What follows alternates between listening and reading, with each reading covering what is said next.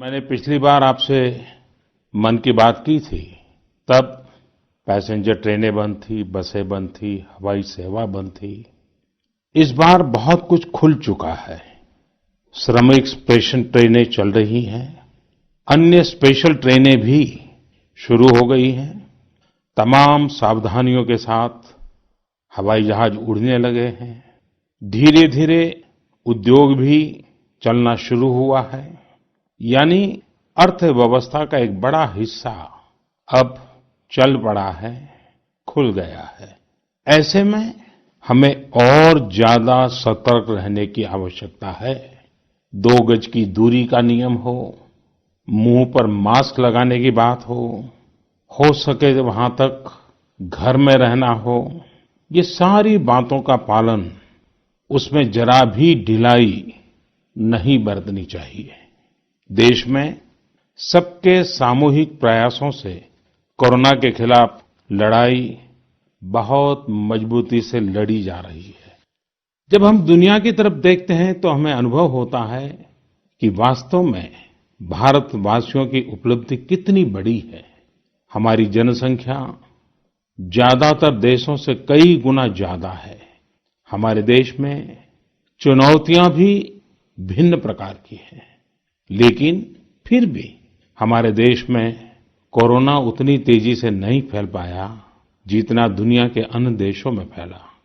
Corona से होने वाली मृत्यु दर भी हमारे देश में काफी कम है। जो नुकसान हुआ है उसका दुख हम सबको है, लेकिन जो कुछ भी हम बचा पाए हैं वो निश्चित तौर पर देश की सामूहिक संकल्प शक्ति का ही परिणाम है। इतने बड़े देश में हर एक देशवासी ने खुद इस लड़ाई को लड़ने की ठानी है। ये पूरी मुहिम पीपल ड्रिवन है। साथियों, देशवासियों की संकल्प शक्ति के साथ एक और शक्ति इस लड़ाई में हमारी सबसे बड़ी ताकत है, वो है देशवासियों की सेवा शक्ति। वास्तव में इस महामारी के समय हम भारतवासियों ने ये दिखा दिया है कि सेवा और त्याग का हमारा विचार केवल हमारा आदर्श नहीं है, बल्कि भारत की जीवन पद्धति है। और हमारे यहाँ तो कहा गया है, सेवा परमो धर्मः। सेवा स्वयं में सुख है, सेवा में ही संतोष है। आपने देखा होगा कि दूसरों की सेवा में लगे व्यक्ति के जीवन में कोई डिप्रेशन या तनाव कभी नहीं दिखता।